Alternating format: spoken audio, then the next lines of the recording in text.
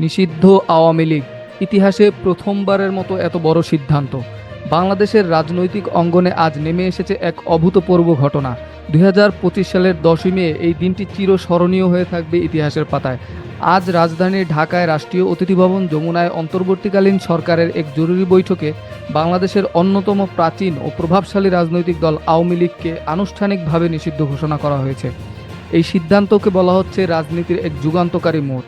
সরকার জানিয়েছে সন্ত্রাস বিরোধী আইনের আওতায় আওয়ামী লীগের সব ধরনের রাজনৈতিক কর্মকাণ্ড, সভা সমাবেশ, প্রচার ও সংগঠন পরিচালনার তৎক্ষণাৎ বন্ধ করার নির্দেশ দেওয়া হয়েছে।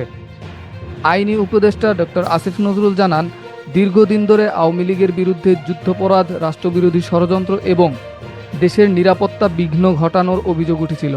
আন্তর্জাতিক অপরাধ ট্রাইব্যুনালের বিচারাধীন থাকা অনেক মামলাতেই দলের কেন্দ্রীয় নেতাদের নাম উঠে এসেছে।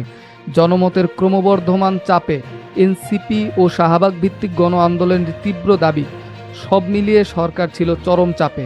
এর আগেও আন্দোলনকারীরা আওয়ামী লীগের নিষিদ্ধ ঘোষণা চেয়ে ১ ঘন্টার আলটিমেটাম দিয়েছিল সরকারের প্রতি, আর সেই দাবি বাস্তব রূপ পেল।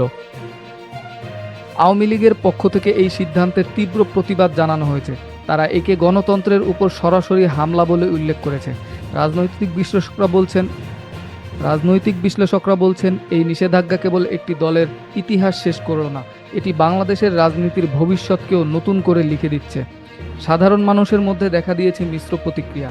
কেউ বলছেন এটি সঠিক সময় নেওয়া সিদ্ধান্ত, কেউ আবার দেখছেন এক ধরনের রাজনৈতিক প্রতিশোধ।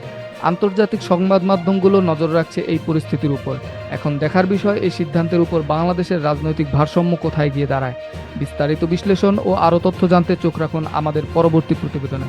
এই ছিল আজকের সবচেয়ে আলোচিত খবর, আওয়ামী লীগ নিষিদ্ধ।